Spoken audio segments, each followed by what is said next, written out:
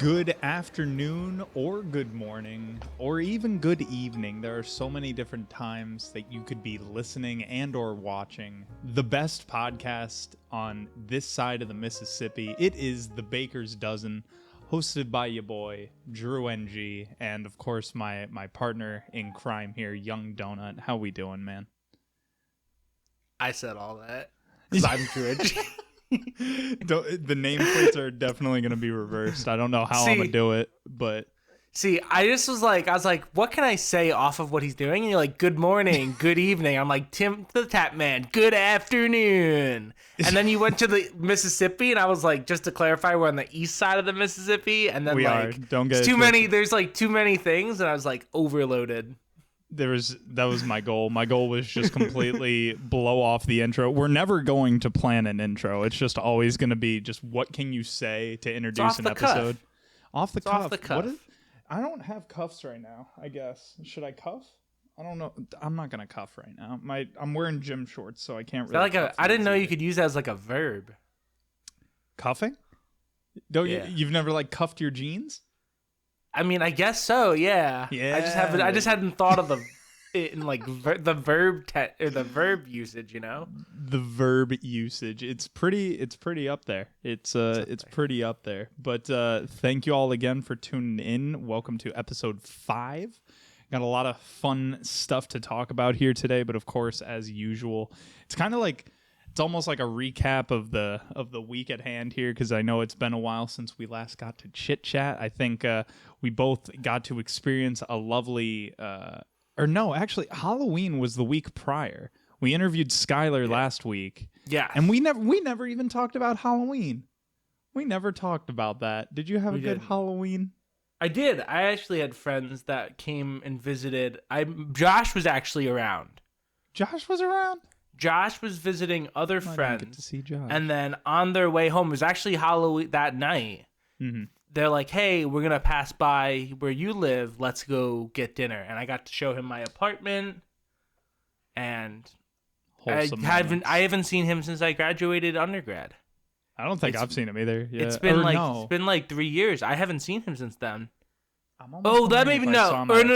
Wait. No, I saw him after undergrad. I haven't seen him since COVID. I was just out for a wedding this weekend. You were. Shout outs to our boy Pat. Happy marriage. And I was actually talking to him about the podcast. But yeah. But no, I hadn't seen all those people since I graduated. But I've seen Josh a little bit, but I haven't seen him since COVID. Gotcha. Always shout outs to the boy YungD0nut, the homie, the hero, the legend. That's cool. Got to hang out with Josh. Did you actually have a costume? So, I'm a teacher. Yes, and you are. I'm a first year teacher, and I was like, I should probably have a costume. And I've thought about this like Tuesday night of that week. And I'm like, what can I get here as soon as I can on Amazon?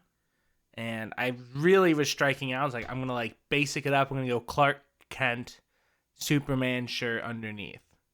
Wear like a suit. Fair enough. So I had to pay $25 for a Superman shirt. It's the only one. Where did you get it from? It's Amazon. It's the only one I could get it to be here by Thursday because I waited so long. Wow. Okay. And then Friday morning, I got dressed in the white shirt I had. My closet looked like garbage, so I didn't even use it. I look like shit, and I'm like, I can't wear this all day. I'm gonna be all self-conscious about it. So I just like bought a $25 Superman shirt, and I haven't worn it. Now you've got it though. We could always do like an extra episode superhero day. Exactly. Funny enough, I went as a superhero as well. I wasn't Iron Man, but I was like a Tony Stark, and it was probably one of the more lazy costumes. It's like just put on like a suit jacket. I bought like it's like a gym shirt. I have it in the closet there. You looked cute. I saw the picture. Oh, you saw the picture? Saw the picture. Great. It was a fun time. It was a good time. But yeah, Halloween was a good old time. We definitely had our fun. We just kind of went and hung out with friends, but Nice We're times. back in it though. We are back in the home. Anything exciting you saw or noticed about this week here that you wanted to bring up? Because I certainly got one, but I'm gonna wait. I'm not really sure. I watched a little bit here and there. Mm-hmm. I couldn't catch into too much. What was your thing? If I'm to start us off here, the 137 barrier has finally been broken for 120 star. So Super Mario 64 speedrunning. The man, the myth, the legend, the actual god of this fucking game that I don't think anyone saw coming, Liam Kings, he did this just 2 days ago. Got a 137.53. Yeah, this was very, very recent. 137.53 for 120 star in Mario. The previous world record he had as well was a 138.13. So he just somehow took the fucking world record again, which before all of this, 7 months ago, the world record was 138.21. Wait, this man he took it and then a month later I'm just on his Twitter. Just beat it again. Yeah, he just beats it again. 20 something seconds. Yeah. 25 seconds. Wow. Yeah. No, Liam King's actually a fucking madman. Literally no one is on his rate right now, I would say. Maybe Paracusia because he just got his 139 even. Shout out to his caption of cock ass. But anyway, he's like an active runner as well. I know Punkay runs a lot. Cheese is back on his grind. I haven't seen Batora running for a while, but the fact that Liam comes back less than, I want to say this has to have been like maybe 3 months ago, something like that. He just came back. Man's went on a fucking hiatus forever for a whole year. You were talking about that and saying how he got the world record, and now he's just beaten that. And now he just beat the world record again, and I'm pretty sure he's still not satisfied. He's still streaming. He streamed last night. I'm pretty sure. Did he give was it the world record? Yeah, it wasn't a great run. I'm not gonna. I will not lie. I still haven't even watched the run. I don't doubt even remotely that he's probably just saying like, "Yeah, whatever. Okay, cool." Because if you watch any of his world records, he's just always kind of like, "Oh, nice, world record. That's pretty cool." And it's like, what the fuck, dude? Dang. You beat a bear. That's a barrier. 137. No one in the history of this game. 1996 game came out and has been speedran ever since. 137. He's the only one. And what's the response? I almost want to I know the recording's not going to pick up on it, but now I'm like, I want to just go to the end of his run. And just see what his reaction is. Yeah, because it's like he did this before, and he was just, how do you just non-react to something so major? That's a huge category, and there's I just looked his tweets each have tens of thousands of likes. Yeah. I mean, he's a very well-liked, I would say, persona in the Mario community as well. So it's not shocking that people are extremely hyped off this and impressed. Yeah. He definitely did have a bit more of a response for this one. He leaned back and put his hand over his mouth. He's like, "Oh my god, I did it." There you go. That's probably, there's the acknowledgement. Oh my goodness, something's going on. That's so cool. I was like, I don't know, that's just wild. But yeah. Other than that, I didn't really watch much else for this week to really recap. I haven't watched too much. Oh, I'm just going to talk about this. You know how I read off the No Fluxes rant? Yeah. Honestly, there's another one. Wait, is it the one you sent to me? Maybe. This one was Kada. It was with Kada. Yeah, the one with Kada. Yeah, I saw that already. There's another one. I saw the tweet. I saw someone shared it. Yeah. I thought that he lost the Takeda and they just ripped the same audio from before, and I would have been like, that would have been such good content. That would have been such a funny idea. Every time he loses, just be like, let me tell you about my day. He's not just goes into it. That would be such a good piece of content, right? That would literally be owning the meme. And if none of this, respect for him. Yeah, I would have respect. No, this one was like a very similar this guy 2 or 3 years from now, you're still not going to be shit, and I'm still going to be above you. I listened to the whole thing, and I'm like, wow, I actually stood up in No Flux's defense. I was in a Discord call with a bunch of friends, and someone was talking about like No Flux's ain't shit. Like, yo, he's not good. Like, and it was one of the tournaments he got like 3rd or 4th. Was it the Super Smash Con? The thing. Yeah, the major. Yeah, the one Polish one. Yeah. And like originally I was in the call and people were kind of like talking shit about him, being like, oh, he's not that good, like he's really not a good player. And I was like, you really can't say that. Like, he is a good player. He's not like a fucking god by any means, but like someone that placed as well as he did at that tournament, he played well. You have to somewhat respect him as a player. Then I saw that and the other video, the other one that's the initial like fucking copy pasta at this point. And after seeing both of those, I fucking want to find the people I was talking to, because I don't fully remember who I was talking to, but I really want to go back to that and just be like, never mind, fuck this dude. Like, what a little fucker. So like, I'm looking. Wally's a pretty good win. Slug's a pretty good win. Yeah, but like, that's not 3rd at a name tournament. You know, I agree. Like, it's good. Like, I see where he is. Like, I could probably have a pretty good set with no fluxes. Yeah, I think so. And like, I wouldn't consider myself a good player in the grand scheme of things. I'm not a bad player. You hardly compete anymore. So I mean, it's hard to really put you on there, and he's competing and practicing daily. So I mean, I agree with you. I'll be honest. He's been entering. Calvar has a tournament series that he just do like his like community on Twitch and things, and I think I've entered a couple of them, or one of them. I won one of them that I entered. I now have a funny Discord title. In you have a Discord role. I have a Discord role. I'm a big tough guy. Big tough guy. I'm a big tough guy. That's like my Elmer's glue.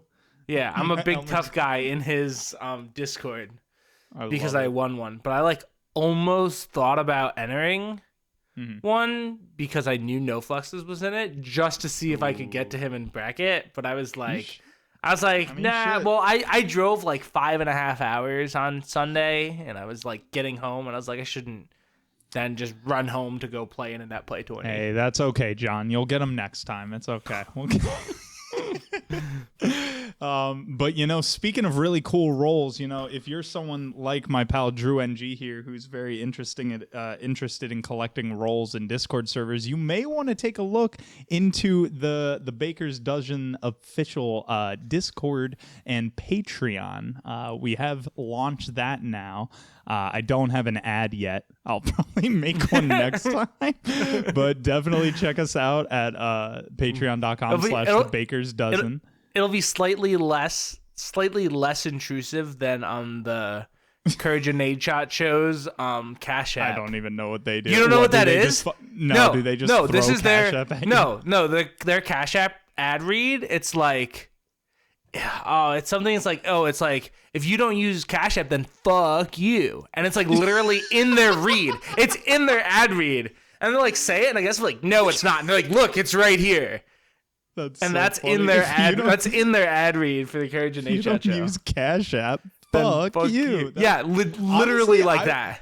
Yeah. Anyone that wants to sponsor this show, if that's your ad read, I'll do it. I would fucking do that in a heartbeat. If you're just like, hey, we'll sponsor you guys for our product. This is the ad read. At the end, though, just tell your audience to fuck off. I would do that. I would so do that. Like, shout out to I'm a big fan of Logitech webcams. If you want a Logitech webcam, use code Baker's Butthole at checkout. Fuck off. Like, that would be. I would love that as an ad read, but.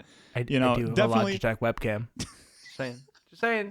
We do love our Logitech cameras here. Not sponsored. No hashtag ad. But as in hashtag ad, check us out, patreon.com/thebakersdozen. You can support your boys directly as we are working to, maybe build this off the ground a bit more. We got a bunch of decent tier things right now for about I think $3 a month. You can join our exclusive Discord and just have chats with us, join us for gaming nights. $10 a month, you can listen in with us when we do the live recording, so you can be a part of the audience. That's gonna be cool. We got a bunch of fun stuff that we're working on, just trying to set up. The highest tier right now is like $20. It's nothing too crazy yet, but certainly every little bit helps to support your boys. So if you got a second, even the dollar tier, you got to smile. Smile face. Nice I'll probably call you cute. I'll be honest. Drew will call you cute. You know, how do you fucking beat that for a dollar? I already got. I'm sure. I bet if I got my buddy, we got Mike watching. Yeah, he knows I'll call him cute. I bet we'll have a. I bet we'll have a patron. We're about to get $1. We're about to get $1. He knows. Sick. We're about to get $1. That's lit. But definitely check us out. Patreon.com/thebakersdozen. Link will be in the description as well as any other episode. Yeah. So I wanna, before we get into the meat of this episode, I want to put out. I just had chicken today. I made chicken for dinner. Me too. I had salmon and chicken soup. Oh, nice. I made like teriyaki chicken and barbecue chicken. Sure. Marinated them yesterday. Yeah. But so this before we get into today's episode, I want to say, I'll put it out there that this idea was not mine. It was not yours either. Someone gave me this idea. Wait, what idea? For what we're covering today and like modded games and things. Okay. This did not come from me. You can shout him out. You can give him it was Pat. Oh, it was Pat. We were talking yesterday. And I was like, that's a good idea. So if you really want to have like executive rights to maybe having episodes, here's what you have to do. So you have to develop a lifelong friendship with me over like 6 to 8 years. Go through the thick and thin of it, even to be closed through like a global pandemic or something. Decide, hey, it's time to get married. Invite me into your wedding. So I'm part of your wedding. And then the day of your wedding, when we're sitting playing Mario Kart, just trying to chill before we need to get ready, and it comes up in conversation, we might have that conversation. And it will. And then you might have a wonderful idea for a game or a topic, and then it ends up on the show. So just get started on that. Some of you might have a little bit of a head start, but not that much. But, it could happen. You got some time. We got a lot of time to build this up here. But he plays a lot of like Pokemon things, and he was talking about it. And I was talking about the podcast and different episodes. And he was like, yeah, like I really like watching Nuzlocke and doing Nuzlocke. And I was like, that is another really cool section of gaming. So like getting Drew, into what's a Nuzlocke, Drew? So going in. So a Nuzlocke is sort of like a restricted run. This really kind of comes into like Pokemon games. So the basic premise of like more casual, start with more casual Nuzlocks is you catch a Pokemon and you have to keep it. You only get 6. So when that Pokemon dies, you just lose that Pokemon, and you can't replace it. But I can heal it. If it doesn't die in battle. No, if it dies in a battle, you don't bring it to a Poke Center and heal it. It's dead. My poor Squirtle. Yeah, so that's so there's lots of strategy and thing, and there's different Nuzlocks, and people make different rules. They even make them into different ROM hacks and games that like the games design those rules for you. Where you have to go in and go, okay, not only do you need to keep every Pokemon, the first Pokemon you encounter in this region, you need to catch. Yeah. So if it's a level 1 Pidgey with horrible stats, like when you get into the further games, you have to catch it and use it. Or else you need to do another run. Yeah. It's like, it's intense, but it's a whole, and it kind of opens the umbrella for this whole sort of topic of modded games. And sometimes, whether it's to make it harder, to change the experience, or whatever the reason be it is, we find ourselves, and a lot of people find themselves modifying games based off of what was originally intended for some other sort of experience. No, I agree. And I think that's one of my personal favorite things about when you have a casual game and you either play through it or you're familiar with the concept, so you find your own ways to gain different enjoyment. And I think mods are definitely one of the more common ways that people do that. So for example, like myself within modding games, I can think back here at least one of the first games, because I'm 26 right now. I can't remember the first game, but definitely one of the first series of games that I ever played that I would mod for just a bit more of maybe a fun or just exciting experience, and maybe you're gonna know where I might be going with this, but Tony Hawk's Underground. We talked about that last week. Yeah. We talked about that last week with 8VA. Because the Tony Hawk games, like, you can mod so much shit. You can use your cheat codes, get like perfect grind, perfect manual, unlock certain characters, do certain shit, just like build your own maps. And to me, those were, I guess you could call them mods, like cheats and mods. They all play I would a consider fairly that. role. It's like I said, it's adding something that sort of wasn't in the initial intentions, you know? Like, yes, they may have put the cheats in the game, but they didn't expect you to go around the game always being able to have like perfect balance and things like that. Exactly. And to me, that's always just something that I remember as a kid, just trying to grind out sick combos, I don't know, like how much air I could get or how long I could hold a manual. And then sometimes turning the cheats off. How many 900s can I get in a combo, you know? Exactly. So I definitely can think back and know that those were things. And then even lesser than that, there's a MMORPG called Cabal. At least I think that's how it's pronounced, Cabal, or like Cabal or something. It's very similar to like a World of Warcraft clone, but with like slight differences, I would say, where like all the worlds are predetermined. You warp between the different worlds. They're nowhere near as big, but there's still a lot of grinding, and there's a fun quest line that you can follow if you feel like it. But in that game, there's not so much you can really do for mods. There's private servers, but for mods, I would replace the music. So I would just take out the music files, and they were .ogg files. Are you familiar with those? I'm not. No, it's definitely another sound file like WAV or MP3 or whatever.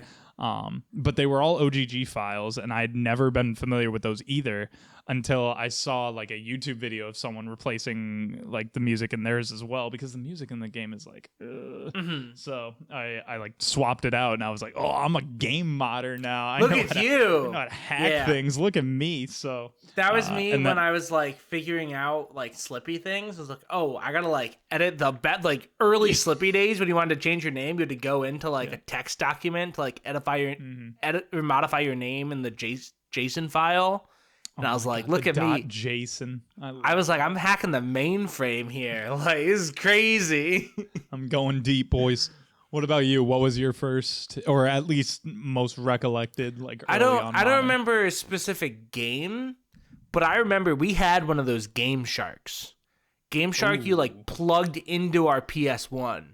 Yeah. To allow us to have stuff. It's probably like Infinite Lives and like Crash Bandicoot 1. Because I was a kid. Like, I wasn't good.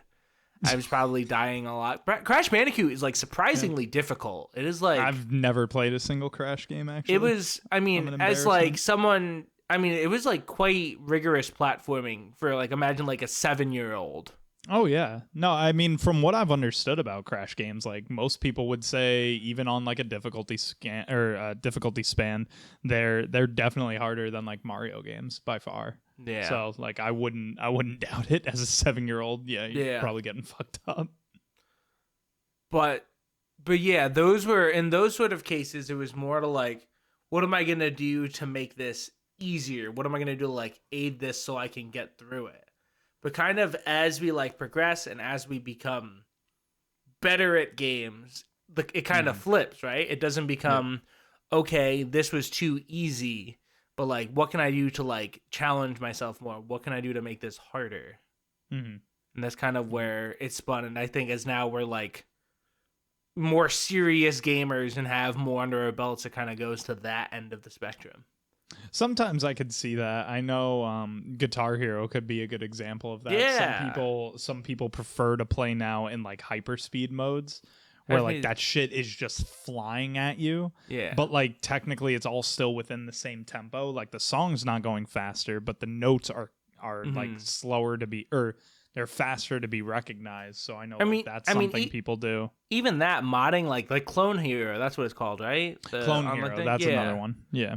And like you can just like add different songs to do different things, but like all this different content or modding to like add more content and adding these things, like just enhances what you already have. Mm-hmm.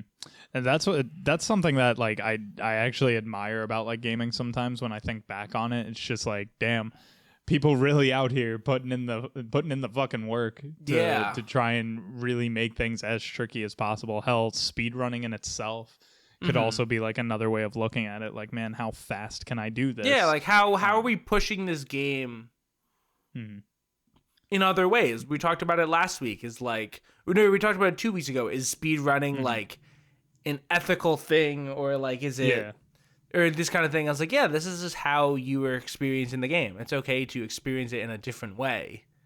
And modding and things like that kind of do that. Mm-hmm. Do you remember like beyond using like for Crash, were there like any legitimate mods or like cheat codes that you would use beyond that, or was it primarily, you think, just things to help extend your living capabilities? I forget. They honestly might have been like Tony Hawk things too. I didn't play the Undergrounds. I played the Pro Skaters. I did. Tony Hawk Pro Skater 2 is like my jam. Like I still have songs from that playlist in my like. Or I have songs from that game like in my playlist and things. All the time. Fucking what's the band? Oh, Rage Against the Machine. I think it's Guerrilla Radio. Yes, that's forever a good song. In my brain. When Worlds Collide is in that game. When Worlds Collide. Things like Superman 5000 is the band for that, I think. Oh my fucking god, probably. I can't remember that. I know the song, I don't know the artist, but that sounds about right. So how long, or better yet, when did you first hear about Power Man 50? Power Man 5000. Oh, Power Man. Okay. But when did you first hear about like Nuzlocke and things like that? Because I know Kaizo's I heard about first, then randomizers, then Nuzlocke. So like going down a list of like other types of concepts that I know people will call as like mods, which those definitely fall into. I think it was, I heard about Nuzlocke like very early on, not like the more advanced, there's like very set rules, but I know like even my brother Nick would try some Nuzlocke. Just like, hey, I beat this game, I'm gonna make another file and try this. Then it'd be Kaizo's, and I'm excited. I'm gonna talk a bit about.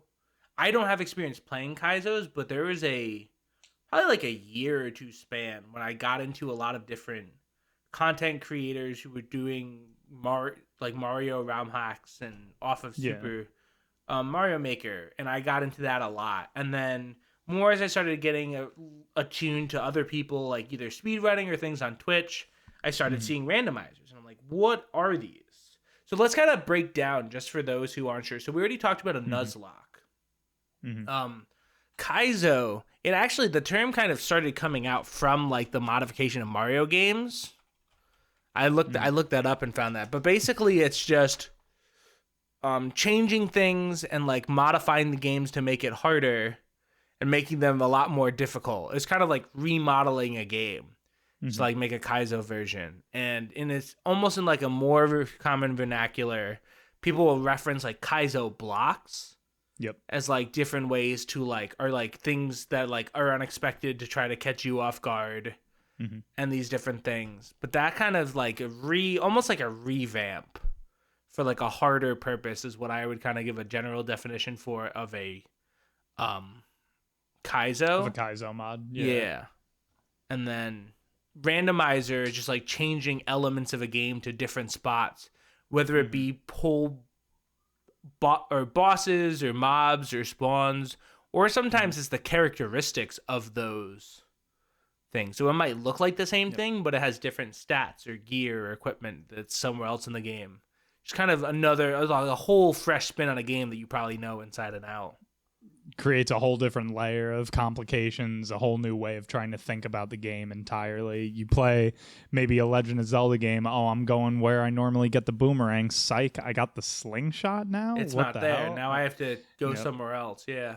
And I walk out the room and what the fuck, Ganon's there? Like, that doesn't normally happen. But like that's essentially what most randomizers will do, is just put in different elements of the already existing game into places that they're normally not. And that's something that I actually enjoyed for a long time watching, again, as speedruns, because randomizers have that capability. Kaizos have that capability. I don't see Nuzlocke with it, but I'm 'Cause really not all that worried about a it. lot of the time, because it's Pokemon is really where I kind of think of for Nuzlocke. Exactly. Yeah. And it's speedrunning a Pokemon game is a very RNG thing. It does exist though, and I think exist. that's There's one actually of my favorite there's actually things about it. a Pokemon speedrun at the RNG-athon that 8VA Luigi is going to be on. I believe it's Friday, October 19th. He's on the 7:30 slot that day. Yeah, we still got him. Yes, he is. And that is still in the previous episode. If you need a link, if you need any of that information, you can go to episode 4, listen to some of that. It should, we'll put it down there. I'll put a linky-dink. Yeah, I mean, as far as Pokemon goes, there's definitely a lot I've seen that can go into not just speedrunning, but the Nuzlocke because of how much you do need to think. But I think that's something that all of these different modded categories really share, is how your brain has to be able to be rewired. Very similar here, and this is something I was going to ask you about, is if you share the same thought as me here. I feel like after I frame it this way, I doubt that you would disagree, but maybe you'll have a different spin, where it's like these types of categories are very similar to basically competitive gaming, which could be a good transition here in a minute. But to me, a Nuzlocke, a Kaizo, or a randomizer, you need to be able to think on your feet about the situation, about the game entirely. What are your options going to be? What are your options now? And what can you do to get the best possible outcome? Tell me, when you play a competitive game, are those not pretty frequent, if not common themes? You don't play a melee match and go, I think I just want to rage quit and play Ices right now. Like, no, you're probably going to need to finish out the set playing whatever character you're playing, or at least finish out the game playing the character you're playing, and look for your best options. You're looking for the win. So it's like with these other categories, that's what I see it as. Yeah. And it's competitive, almost even sometimes like sweaty versions. Like what I sort of dove into and started watching a lot of was the Super Mario World ROM hacks. And the ROM hacks like that, a lot of it also came out when Mario Maker came out on the Wii U, and people could create their levels like actually like accessibly for other people. So I was watching Grand Pooh Bear actually is around a bit. He's like a name that might be recognizable at different things. I think he's done like Twitch Rivals and things. This guy Ryukar, and then my favorite of all them, this guy Carl Sagan 42. Carl Sagan, yep. Do a lot of these ROM hacks, they either make some of them and play some of them. They're just totally difficult. And some of the tech and movement in these Mario games is insane. It's I used to watch Trihex. He would do a lot of those different runs. Yeah. And it was insane. And I watched them, and just the level of creativity that come into these levels was just so insane. And you would like watch some of these, and they'll like have a video, and it's like, oh, this level on Super Mario Maker 2 is like cleared once in like 20,000 tries. Here's my run of me doing it. And like watching the pure, like, it's like just the intensity in there is so insane. And those games, it's like repetition until you get it right. Yeah, it's insane. At least it's it's the same thing over and over though with some of these levels though. That's at least what I like, is that you have the ability to kind of like get it together instead of having to like constantly be like, well, shit, what if now the fireball appears at this time? It's like, it's not going to. It has its set time. Yeah, it's going to come down to get the muscle memory and timing. Yeah. But before we go into like competitive and driving it that way, I want to, before I go into my rabbit hole, have you seen like, not necessarily like, oh, make it harder in that sense. Have you seen other uses of modding games, whether it be more of like a fun thing or just a whole different spin on a game, like almost diverting the purpose of like what you're doing? I mean, somewhat. I feel like as far as mods like that go, those are more based towards, at least in my experience, like private servers for certain games. That can go into that. Yeah, and we'll get to that. Yeah, it's just kind of a whole different rabbit hole of like, if this is how the game was meant to be played. I guess like any other mod would maybe be like entire characteristic changes. So Counter-Strike, there's surfing. I mean, that's just a completely different type of game mode where you're just going fast along slopes, and people have developed really good movement and tactics for it, and they race, which is, I guess you could call it a mod, but also not. It's still within the game's realm, but you created the levels. That's fair. Where I was coming from with it is troll levels that people will make for Super Mario World or things. Oh, okay. So levels that like specifically made to like divert your expectations and like, oh, you know that this happens. You have to try to just beat a Mario level. But people will make whole ROM hacks dedicated to trolls and building up expectations and then changing how it goes. And that, to me, I like that. That's my favorite type of mod that I probably see like all throughout.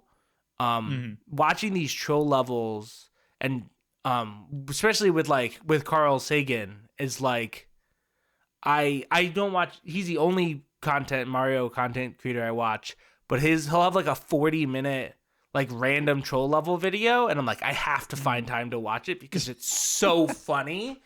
And he's at the point, so like, just like, I'll give a super, super basic definition of like what you could expect. So, perfect world, you're playing Mario, you're on one side, there's a gap, then you jump over it. Yeah. Level 1 of troll is, I'm going to put a Kaizo block where you need to jump. Yeah. And then that's the troll, you fall into the pit, haha, very funny, get owned, noob. Exactly what then they say. the second part of it, then there's a level of, okay, you know that's what I'm going to do. So maybe they're going to set something up to happen that screws you over trying to guess what that troll is. And then it's just layers, probably right in the way of an early jump. Yeah, and then or and then something falls out of that tile and screws you, or you're sitting there trying to decide what is happening next. There's something that's gonna fall down and kill you because you're standing in one spot waiting, trying to decide what your next step is going to be. So then it pressures you to run fast. Like, there's so many, and then these people like are like good friends with Carl and like will keep doing these, and he'll like go into these like, oh, I know this troll maker always does this, and then like the actual answer was to just go fast and jump over the pit, where like on the ground level surface you're like, that's so weird, but it's like, oh, but he fell into 17 different trolls trying to realize all he needed to do was jump. The brain can only handle so much before that it just stuff, decides not and to. as someone who like doesn't physically like play that and have like the necessary tech to like do all this and execute it, but be able to watch someone and go, oh my goodness, this is what I would do, and to see him get like trolled by it is just so funny. It's such good content because he's eating it up, and he's like, it's all his like friends and other people in the community that have like made levels for him, or people make like whole ROM hacks dedicated to like trolling. Like, there's like a Ryu world for Ryu Car, and it's like referencing different things that he's done or different trolls that he's made in other levels, and there's a whole depth of knowledge to it that's so cool. There's two things that I want to mention from this. I mean, I used to be a lot more of a Game Grumps fan, but I kind of fell off with that. They're Mario Maker. Ross from Game Grumps, he used to make those levels for Danny and Aaron to play, and I used to fucking cry. That shit was so funny to watch them get destroyed by him. Their first like iteration of Game Grumps episodes, that was probably the only series in Game Grumps where I was watching them live, and I was like waiting for the next video to come out. Yeah. Because like I've gone back and like watched series, but I would be like, I have to see the next one. I have to. Yeah. It's gonna come out at this time. I need to watch it. I'm kicking my controller. If I can recommend like 3 full series from them, it's their Super Mario 64 playthrough, their what is it? The Sonic 06 playthrough back when JonTron was on the show. Oh, is that the one I saw? I've seen some. Sonic 06 is with JonTron. Probably did. Maybe. It's old Game Grumps, and Then then maybe there's not. one called, I think it's called like Wacky Golfing or something. Hold on, what is it? I can find it here. Game Grumps Golfing. I've watched some of them. I haven't watched a lot. It's the Wacky World of Miniature Golf. Those are with Eugene Levy. It's by far those are my 3 favorite series that I've ever watched of Game Grumps back when I would watch more actively. That and their 10-minute Power Hour shit. That actually was pretty funny content when they were doing those. I don't know if they actually still do or not, but that was some of my favorite content of theirs. So I always recommend that. That and then of course the Mario Maker levels. Mario Maker levels. They started kind of overdoing it to an extent with me where it did start to get too boring. I watched the Mario Maker one, yeah. Yeah, they were not good. It's totally so okay. And there's a whole world, and I'm sure this is something that I've kind of developed more. We'll probably have a whole other episode that goes into these things where you don't have to be good at video games to get a good experience out of it. No. And you're not even expecting content. You don't have to be the best to do it. But it was getting to the point where you're just banging your head on the wall, waiting for them to progress. It's like a whole episode. It's like a whole episode trying to get just past skip it. the fucking level, man. We know. And I agree with you so wholeheartedly there. I don't want to overly dive on this topic, but I think actually, should I just save it? I feel like I should just save it. We could have a whole episode talking about different video games and difficulties and the barriers into it. Oh, I meant more along the topic of content creators versus competitive players and the concept that could of be its a own content creator has to be good at it. Oh, that's legitimately its own a different episode in itself. Yeah, because I have some really hot takes about content creators in certain games.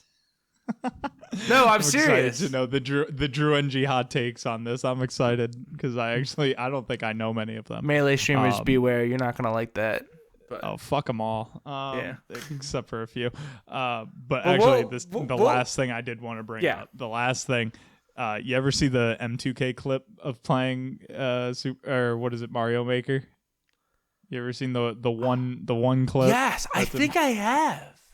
Where he loads into a level and it's like M2K's Nightmare or something like that, and he loads into the level and it just says he just runs to the side and in blocks above him it just says go to the doctor. And M2K just sits there. He's just like I think I did see that. That's so good. It's definitely in a GR Smash, so if you haven't seen it, I'm sure you could just go there to find the clip. Yeah. But it's so fucking funny because everyone was milking that game when it first came out. I don't blame them. The game was fun. I suck at Mario games to a point where I am bad at Mario games.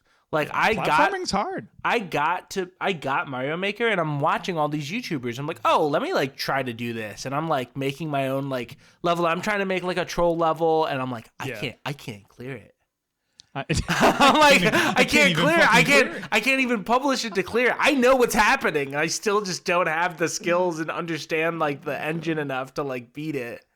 That's so funny. But I had thought, and I even doing research, I was like, man, what if I downloaded a intro ROM hack and tried to play some help of that? Learn platforming and stuff. Platforming in those games, because it's fascinating.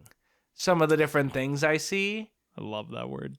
Yeah, but no, it is. That's something. But that's the more sort of, I don't want to say casual because there's a lot of in-depth things you can do, but these are more games that are sort of considered casual getting revamped, where the next thing we can kind of go into is competitive games and modding into competitive games and what that kind of means.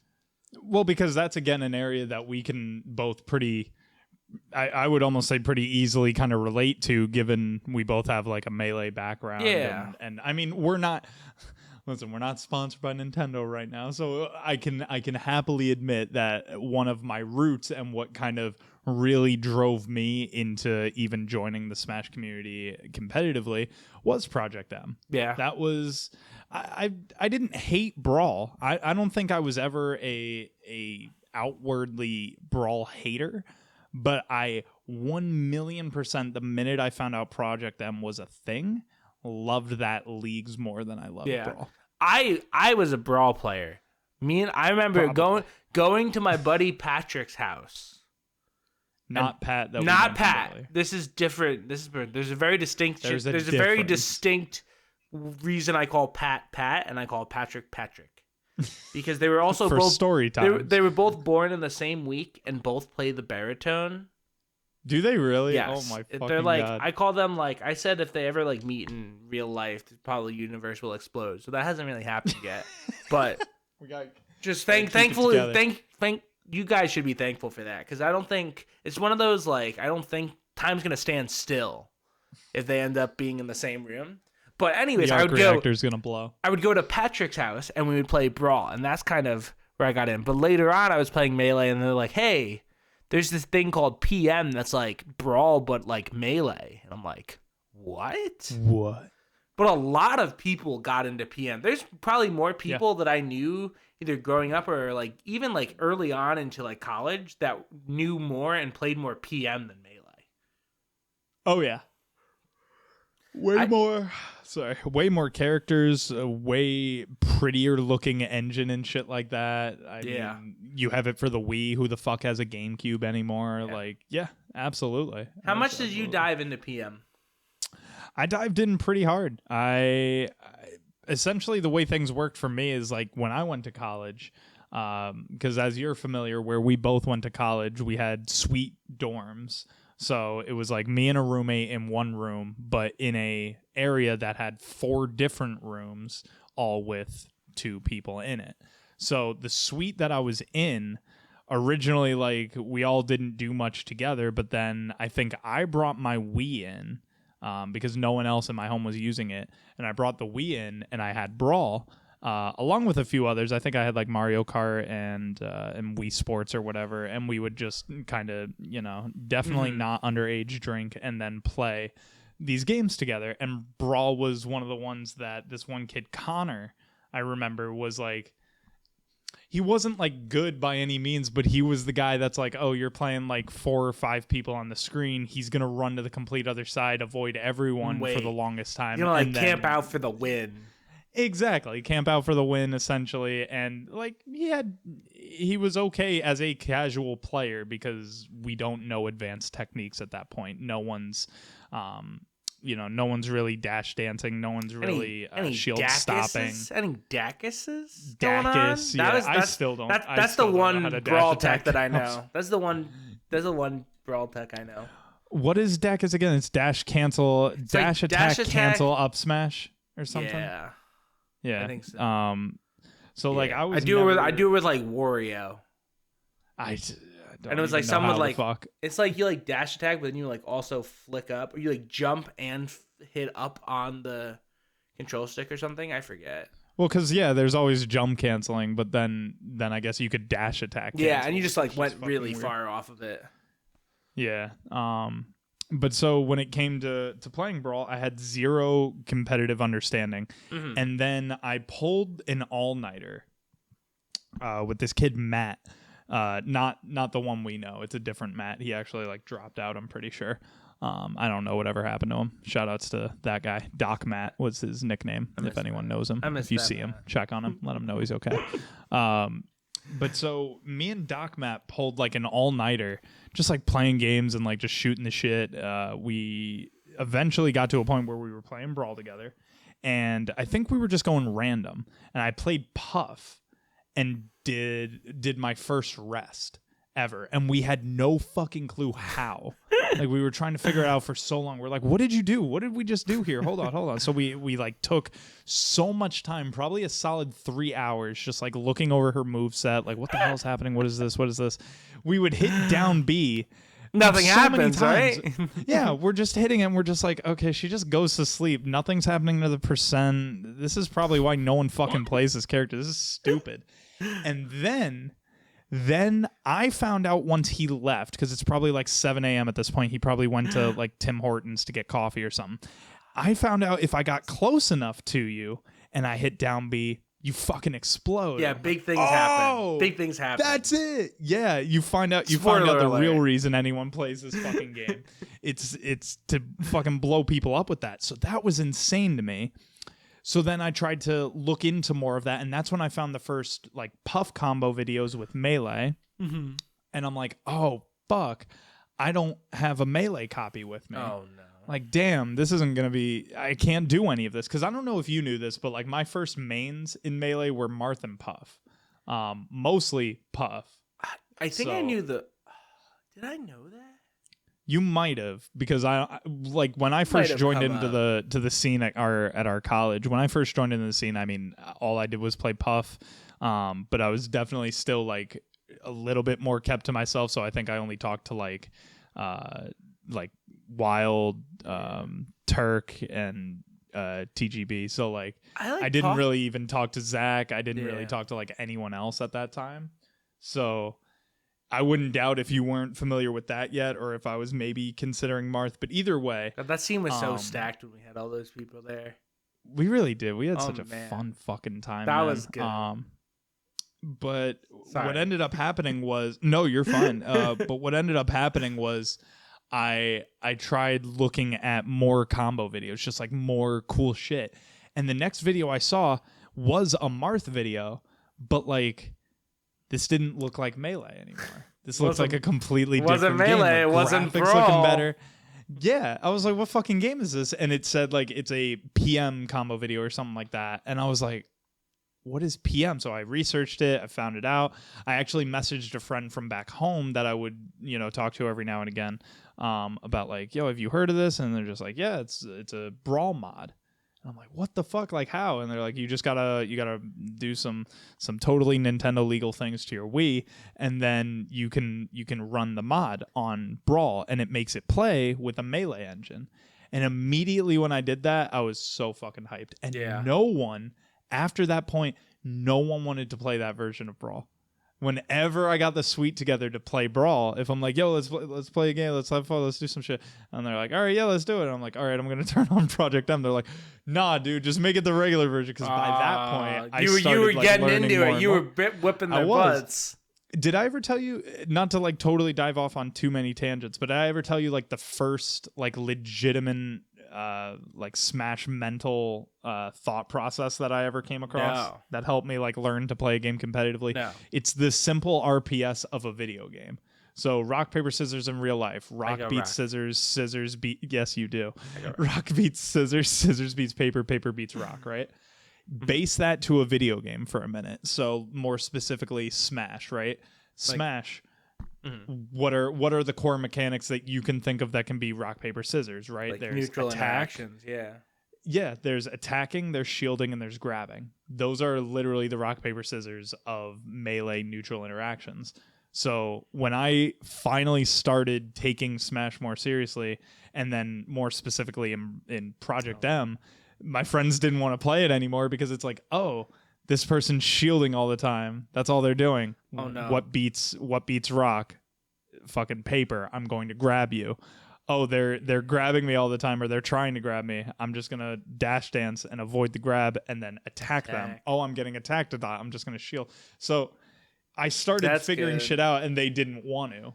So no one wanted to play this. So I just mentioned it before. My I don't have that deep of a philosophy on stage bans. So I always go rock. If you find me in a tournament, I will always go rock. He will. Some people for fun will keep going rock with me, and sometimes only then I will throw scissors, so that way rock still wins. You lose. So rock wins. I don't win, but rock wins. Dwayne would be so proud of you. So I do that. Sometimes like I'll play my brother in bracket. Sometimes it's funny. No. We'll like walk to the setup. He'll just put out his hand like paper, and I'm like, all right, you ban.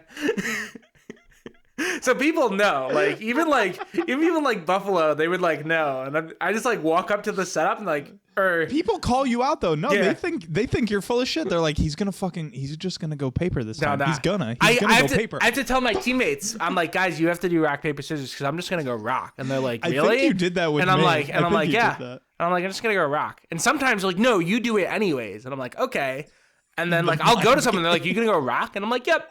And then like, no, you're not. And I'm like, Brock. Oh, look at that. But That was but really you said easy. that, and you're like, oh, neutral interaction. I was like, oh my god. For way too long, all I would do is just like nair at you, like genuine you were an mid-level, airplane. low mid-level Fox player, just run and nair at you, not overshoot it, and just get dash chanced. And like that's just me hitting rock all the time. You are It was just entirely the legit. definition Yeah, of rock. that was me for a while. Now I got a little bit more, but I like for a while was just like I'm gonna hit you with my nair. Probably not shuffled all the way. Probably wouldn't be that low of an aerial. It's just some sort of nair coming your way. Coming your way. Grab yourself a nair today. Grab it today. Drew's nair. But no. I didn't get into PM until quite a bit later. I was doing Melee and then I was like, hey, I would go, there was a group of people back home that played that Nick was actually in more line with. And they would host like fests and we would host like little tournaments and they had PM at them. And I'm like, what is this? So I would play. The problem is I never had a main PM. I always had like 4 or 5 characters that I always cycled through. And I never, you can. Yeah. because you can. I never like, there was too many matchups for me. I never like dedicated the time like I would in Melee. Because I would play like Marth. I would play Mario. Marth and Mario were probably my best. I played Venusaur for quite a while. I played Falco for a bit. For a while, I wasn't really liking PM Fox. It just felt a little different. And I was like, yeah, I could probably just spam through and play Fox and be fine. That like wasn't, that didn't satisfy me. So I'd play these all characters, but like, I didn't, especially back then when I didn't have as much of an understanding of the game, I didn't know what the Ivysaur Meta Knight matchup was. Or like, I mean, to be fair, look at Ultimate players right now. Yeah. Ultimate has like close to 100 characters, if not more. which is why I'm bad at Ultimate, because I can play my brother who plays Robin, and I can almost upset like a PR'd Robin or someone who's like very good out of region because I know that matchup pretty well. And then I like play a character that I've never played before, and I'm like, oh, I guess I lose because I don't know what he does, which is fine. I'm not putting in the time to really learn it. But in Melee, like PM now, I can pretty quickly go, okay, this is what Meta Knight looks for. I know what I need to do to beat that. But back then, I couldn't do that. Right. But so I think I ended up like settling. I guess right now, if I were to look, it would probably be like Marth. Mario. Marth is so fucking annoying. It's hype, right? No, I actually hate started you, learning. So for those of you that don't know, Project M in itself is no more as we knew it back then. Now it is sort of rebranded. There's very slight changes. It's called Project Plus, and that's kind of where PM lives on. And I brought back from the dead my Peach for P Plus for one Did you really? reason. I don't know if you know this, and not many people know this. I know What happens in Melee when you press down B with Peach? She pulls a turnip at her ass. What happens in Melee when you click down B and you're in the air? With Peach? Yeah. I actually have no idea. In Melee, nothing happens. What happens in PM? You get a Does she pull a command turn? grab, and you can command grab them. Yeah. So my dumbass is like, I'm going to play Peach and go on the old Anthers net play. Just playing Peach, surprising all these random people and throwing them with a command grab in the middle of a combo and then being like, what the hell are you doing? I can find. I need to find that. I have I've clips of it. never I have seen clips of it. Send me the clips later. That Twitter's dead, but I'm sure I have the clip somewhere. Yeah. Oh my god. Yeah. I haven't touched P+. I haven't. I touched P+ for a little anything bit, but it was hard. Yeah. Slippy came out, and I was like, I'm just gonna play Slippy. But I got into it a little bit, and Are there new characters in that still? so or? P+, no, it's pretty much. I think Knuckles is in it. That is sick. That is like the only one I think. But there's actually before we get into things past P+, because that's kind of like where things landed. Sure. I want to mention that did you hear the new announcement for the Project M Theater? No. It's like it's like a summit style invitational thing for P+. Okay. Happening in March, I think. Hype. Hosted at Hall of Gaming in Connecticut. Shout out to CT. But shout out to the CT boys. But Blacklisted, just had that regional in New England, was like the first tourney for that, or the first like qualifier for that. And that's like a really cool thing that they're having something with all the shit that Project M and Project Plus has gone through like recently, to have like a big event like that is kind of hype. But I wanted to at least bring that out before like we go further, because I have some friends. No, for sure. I have some friends that play a lot of P+, and I have someone I met through playing RuneScape. Was pretty good PM player, and he's buddies with a whole bunch of top players in PM, and all of a sudden he's in Discord. We're in Discord, and he streams this other type of PM. And I'm like, what are you playing? It's called PMEX Remix. What the fuck? And it's got like, it's a whole big thing that's got a ton of characters. PMEX Remix. 0.9B. Is that what they're on right now? So it's got a huge playable. Let me see the remix new. No, let me. I had a list. Joker. Yeah, let me get this. Pac-Man. So new 13 from BlazBlue, Bomberman, Simon Richter, Nintendo Masked Man from Earthbound, Blood Falcon and Black Shadow from F-Zero, Terry, Final Fantasy representation, Cloud, Sephiroth, Squally, like 17 more Fire Sans. Palutena from Kid Icarus, Knuckle Joe from Kirby. There's like tons and tons and tons of characters. Like huge. I'm looking at their intro video for this. There's a ton. Yeah. Like my buddy, he plays Phantom Ganon. There's the regular representation. There's Toon Zelda, Fierce Deity Link, and Phantom Ganon. And he's a How did they do this? He's a Phantom Ganon main. It's like there's like Dr. Luigi. There's like so many Street Fighter characters. There's Dark so Samus. much representation all over. My God. And I haven't played it yet. I actually sent before this. I was like, "Hey, can you like send me the info?" And I have to like get a whole different dolphin, and like. You need a whole different dolphin for it? I think so. Because you have to, it's like... Is it Slippy compatible, or do you have to use old netcode? I do not. I think it's old netcode. Not sure. Okay.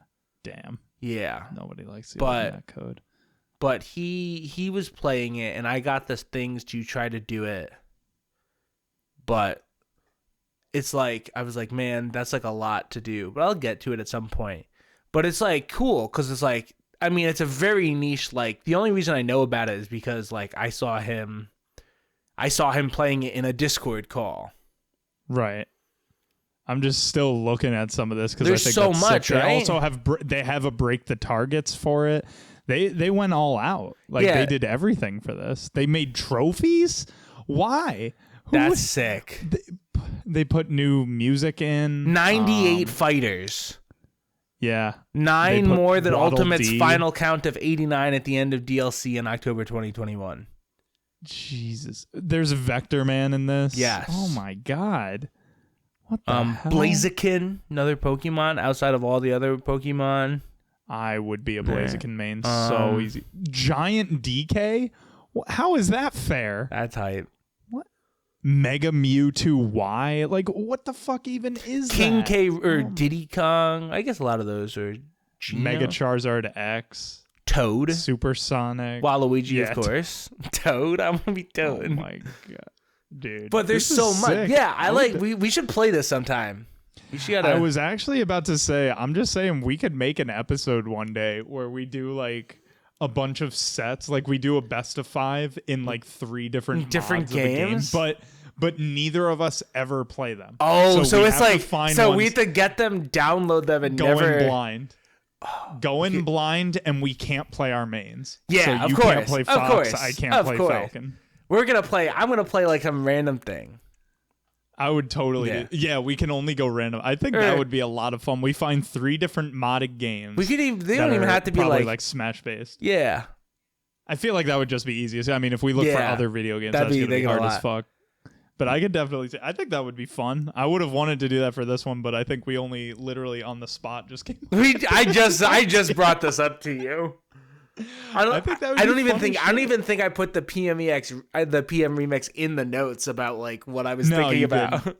If anything, the only other thing I was going to talk about, because I'm a mod for this as well, is Beyond Melee. You're a mod for Beyond Melee? I am within the moderator channel. What? Yeah, I told them I would help out wherever they needed help within like the Discord and whatnot. Hem Yojo is why didn't you tell me that? Because you never ask. You never ask anymore. Well, see, I've never played Beyond Melee. I've never tried it. See, that's where it's sad, because now I can't use that one because I have played it. We could send some Beyond Melee. We could do. You know what I'm saying? I've never played. Yeah, you've played Project Plus, right? You've played Project Plus, and I've played Beyond Melee. So then our third one, if you don't play the Project PMEX, don't play PMEX. I'll play you in Project Plus. You'll play me in Beyond Melee, and then we'll both play. Oh my goodness, PMEX. That would be a really. I'm down. That would be a really. I'm down. One. We could make that a podcast episode, probably. I don't know, or you know what? Patreon exclusive. You know, now you have a reason. Oh my goodness! Look at you. Reason to sub. We got some content. We're trying to market. Wait, that would be such a good idea. And we just like it's like a whole raw video of like our reactions to the things. Oh, 100%. Wait, this is sick. I'm so down to play these. All right, lit. So we got some new content for y'all that you'll be able to watch. Real quick before we get stuck on content creations, but Beyond Melee was one that I've truly enjoyed a good amount of. Just because it is still Melee at the core. There are certain physical aspects that feel a little different. They do have new characters, so like Wolf's in there. Some other Star Fox character I'm not familiar with that I'm pretty sure is low tier. I played Wolf when like the Acania mod or whatever came out. Yeah. And that's like the only... Beyond Melee feels pretty similar to that. Okay. It feels pretty similar to that. Roy is pretty buffed. Captain Falcon feels pretty fun to play. Ganon's got a few buffs, I think. My Falcon is actually dumb. Oh, my Falcon and Link, they were nice in P+. I forgot those. Yeah, those are the other two Link characters would probably be good in Beyond Melee. Oh. Zelda's gotten pretty good, and I'm trying to think if there's really anything else that's major. Skull Kid's in it, which is kind of sick. Okay. I want to say there's one more like character that's not direct.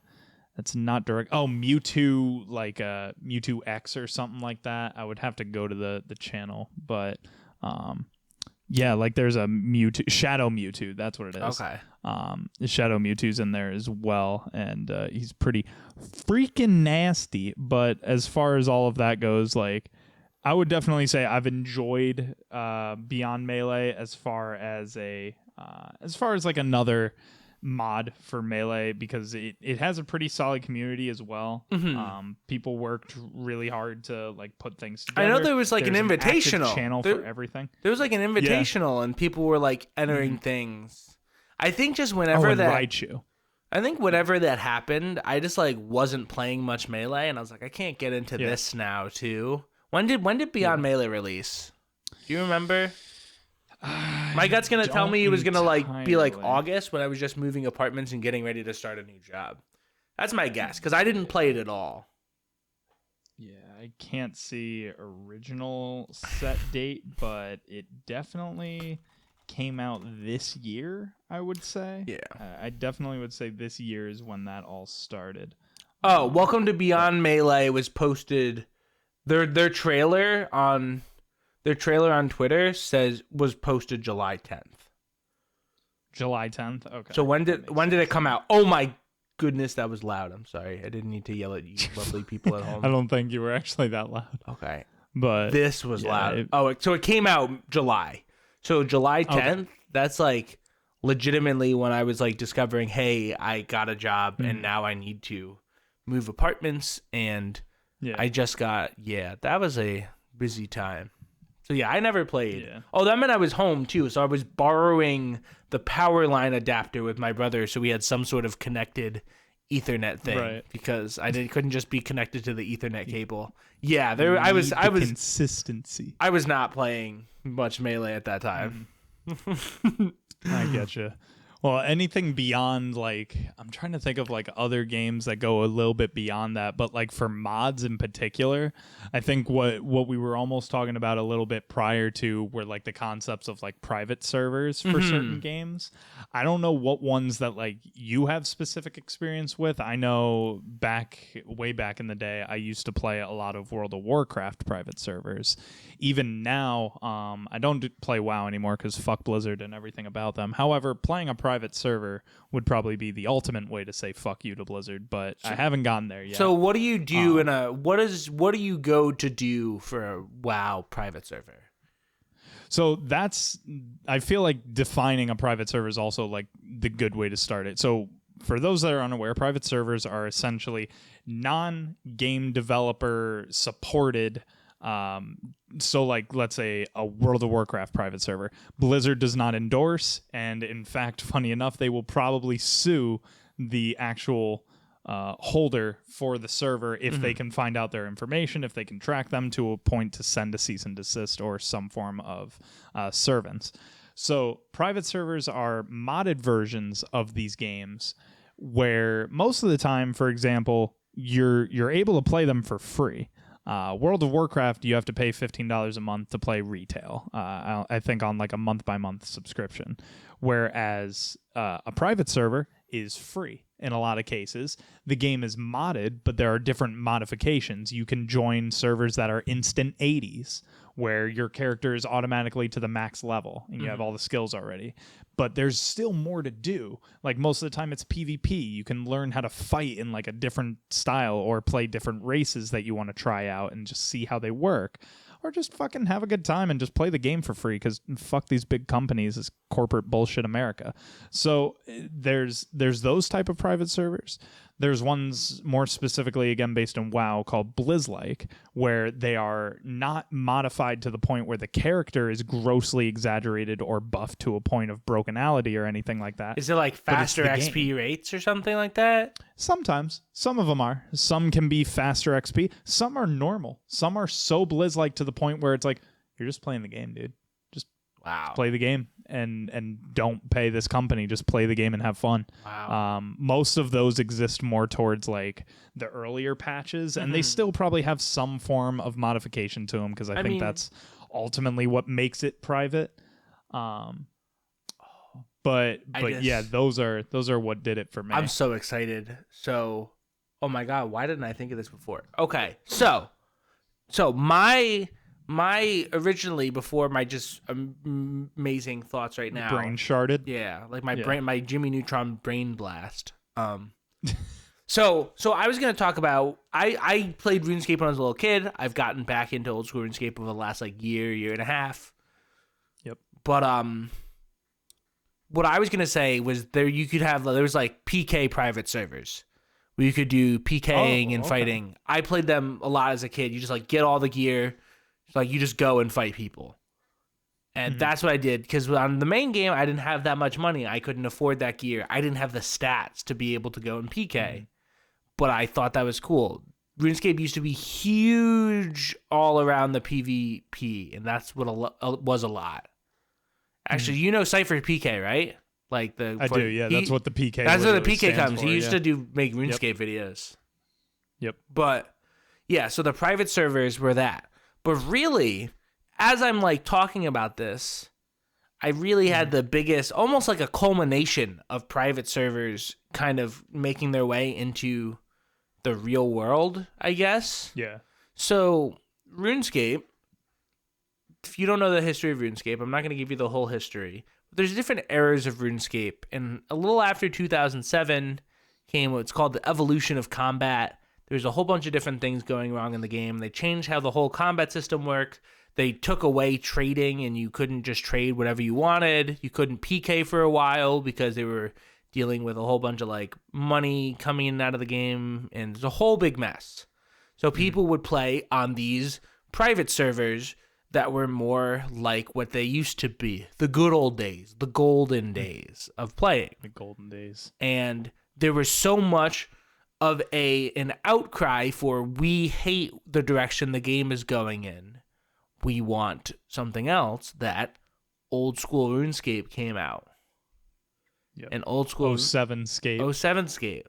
And that is what I play. I mean, it's a little more advanced now than where it was, but I mean, I can't believe I was AFKing cooking on my RuneScape account for 4 hours today while doing other things, and I like didn't think to talk about old school RuneScape, talking about like modifications of regular games getting to where we're going. I like don't know how. I like come home and I like log on once I get home from work, and it didn't pop into my head. But really, that's where it came from, right? RuneScape was the game that we were going with. People were like, we're so unhappy with it that the devs really got in and were like, all right, let's go back. We essentially rolled back to like some August 2006 server and started that as like save it, and like we're gonna start here and go from there. And I'm not gonna get into the development of old school RuneScape, but yeah, that I mean, it's huge. It's huge. It's hard to cover everything. It definitely has like the most amount of content per square foot of game. Yeah, there's so much, but yeah, like I said, I can't believe that didn't pop into my head. But yeah, RuneScape, old school RuneScape. I'm playing too much, but it's a modded. The brain is just shutting down to just I need to grind more cooking. It's modded. It's right up this alley. It's right up this alley. It's right there. I mean, to me, a lot of it was interesting to know that like the actual Jagex devs noticed that and actually cared enough to say, you know what, let's give it to them. Let's give them both, because both do still exist. So before we go off praising Jagex this much, I mean, I'm not praising them that much. So the state of RuneScape 3 was so bad, and everyone was leaving the game because of how bad it was. They built up the servers and had like 4 dudes, and were like, "Hey, you're responsible for upkeeping this," and they're like, "Yeah, it'll probably last a couple months and it'll die away. So you guys are like in charge of maintaining this whole like other section of old school RuneScape." This was not like hey, let's dedicate this. It was all like this will probably pass. I'm just gonna stick you guys on I'm gonna stick you guys on it for 6 months. When it fails, you'll come back to RuneScape 3. Oh god. But it didn't go. But I mean, it's gone well, and the reception was great, and I mean, it's still going. Oh yeah. Again, no one here is gonna really care about me talking about where I think the current state of old school RuneScape is. I can talk about it. I talk about it all the time with my friends, but I think it's great. It's not a good spot. They haven't had high end content come in the game in 3 years. Listen, Critical just put out his video of his fucking world record for fastest experience gained in a matter of time. Yeah, I just sent it to him. He'll watch it later, but I guess maybe not. Maybe you're right. I don't know. I'm purely just a grinder right now, trying to make money. It's like, I mean, there's ways. It's still fresh, you know. If you're if there are people that have more experience than me that are probably like everything's dead content now and boring, but that's not where I'm at. Would you say though, at the end of the day, like 07 Scape is your favorite mod that you've ever played though? Or would you? I guess if we're gonna classify it as a mod, I guess it would, right? It would be a mod because really, RuneScape 3 is the product that they want to put out. Exactly. And after everything, so yeah, I guess it would. Okay, could see it. I'm like disappointed in myself that I like didn't jump to old school RuneScape, game that I've had more hours in the last like. Probably since COVID. I probably had more hours in like the last year in this game than probably even like Melee, to be honest. Yeah. And I totally was like, how would this modded game that like fell off from the original game was brought in not exactly what we're talking about? It's fun. This is what would have been worse if I thought about it and I went to talk about like this episode to my friends and they're like, like this, and I would have been like, you should have talked about RuneScape. Yeah, and then I would have lost my mind. I would have called you. I'd be like, Dan, we need to like cut out. Re-record. We need to cut this out and like get me in here, even if it's just like me staring at a screen, like alone. I need to talk about this. I need this. I need this airtime. Oh my fucking god. Well, I mean, I feel like there's millions of things that we could cover within all this, and I think we touched on a lot here today. Yeah. I think we're just about ready to wrap on this here. Did you have anything else you wanted to mention on it? Do you have any hot takes on mods? I'm going to be honest. I have one hot take. I have a hot take. That's that game devs should not legally be allowed to sue if a game does create a private server that does incorporate any form of their own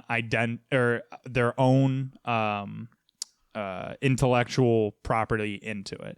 So if a WoW server gets made that they custom make their own like levels and worlds and weapons and items, things like that, Blizzard should not be allowed to sue them. They are putting in the effort, they are putting in the time to their own thing. You look at a base project, you don't look at someone that owns a computer and they make a digital piece of art and owe Dell money because they made the art through the computer. You don't do that. You don't do that. Okay. I think, in my opinion, that is something that you shouldn't have to pay these guys to do. I think there's a limit on, some of these games, like you do actually have to pay to play. So that's where there is a bit of a sticky situation on there. Well, I don't know how to necessarily handle that yet. I don't know. Yeah. The fact that the thing that like makes it scary is that like say there's 1,000 people that are playing this private server. Yeah. That don't play the main game. Because you took their idea World of Warcraft and now they don't get that money. See, but that's where capitalism is a gross fucking concept. Of course it is. Yeah, it's like I think we said we're down to destroy the patriarchy and all of the 100% the capitalist. But yeah, that's the problem that we live in. And I mean, right now. Think about Blizzard can't be $1 billion company. Well, I mean, they want to be $1 trillion. This is something that fits in.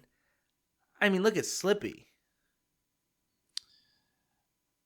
The way Melee is no longer active anyway, so Slippy's a little hard for comparisons. Yeah, but I mean, my hot take is that I would consider Melee modded even if it's like good things. So like UCF Frozen Stadium. Those are mods. Yeah. But like there are people that are like UCF is fake, by the way. There's my hot take. Actually, hot take? UCF is fucking bullshit. Nah. I can't shield drop with my controller. Can't shield drop? That's not true. No, I can't fucking shield I learned drop. it. JKJ sent me a guide for how to shield drop Notch, and I'm scared to do it. I learned embarrassingly late how to shield drop. I will be honest. You did. I remember you telling me that story. I was. But UCF is fake. I was playing. It was when Uncle Punch came out, like the Uncle Punch training packs. I still got that, yeah. And I was like watching it, and I was like, "Huh, that's weird. That's not how I shield drop." My like very inconsistent 1 every 3 times shield drops, and I was like, "That's not how I do it." And then I'm like, "That's my luck of the draw now." Then I'm like, "Wait a minute, is this what I do?" And now I can shield drop. But so, do you think it's a good thing that Melee is modded like that? I do. Because I mean, I feel like the general answer is yes. Yes, like now the game is literally more playable to a wider audience, and so like these are mods. But that are I good. do understand, and I'm not siding with Nintendo, but I do get where it can get hairy. I understand because some people don't. Some people I think don't see why it can be sketchy. Right. And, like, I'm not saying that I am in favor of Nintendo saying nope and doing all the terrible things they've done to destroy the community. Right. But, like, there's some people out there that go, this isn't modding the game. This is just what we're doing. And that, I'm like, I don't know. If I can't just... Not true. If I can't just get it from the store and unlock the characters and be able to bring it there, like, there's something else going on. I think to me, as far as, like, unless you have something you want to say to wrap up after this could be my wrap up here. To me, when a company stops working and fully just disregards any form of improvement, any form of adjustment or support for a game, they no longer should have a say in what happens with it. They can, if they want to put the work in. So, for example, let's use Nintendo again. If Melee right now had product availability, right? You could still go to a GameStop and buy a Melee copy. If you could still, fuck it. If you could just contact a Nintendo store, let's say one exists, right? Because I don't think that's a thing. But let's say a Nintendo store exists. Hey, can you order 3 copies of Melee and we'll come pick it up? Can I get 3 copies of Melee? Can I get a number 4? Coke? Can I get a number 4? Super Smash Bros. Melee, maybe Super Mario Sunshine, and a Mario controller. And I got a coupon. So I got the app. If you can, got the app. If I could just DoorDash that real quick, that'd be nice. So it's like if there were a Nintendo store that I could go to and physically purchase a copy of Melee, a Nintendo GameCube, and a Nintendo GameCube controller, and a memory card, and play the game, and I think the disc is scratched and all messed up. I can call Nintendo support and get someone on the line and say, oh, my disc is scratched. Can I get a new one? Something's fucked up. Send it to us. We'll send you a new one. If all of that is possible, modding a game, yes, that should have some boundaries on it. I don't know what they would be, but I totally could understand there being boundaries of some sort, legal ramifications, whatever. They aren't doing fucking anything. They have no involvement. So they should have no say at this point, at least after a certain degree, right? Because sure, after a fucking year, that's probably too soon. And it took more than a year. I mean, game came out 2001. I mean, they're not even like developing things for the Wii anymore, and that's like a console ahead. Exactly. Yeah, that's I would say give it 3 or 5 years. Yeah, 3 or 5 years, and then it is up for public domain.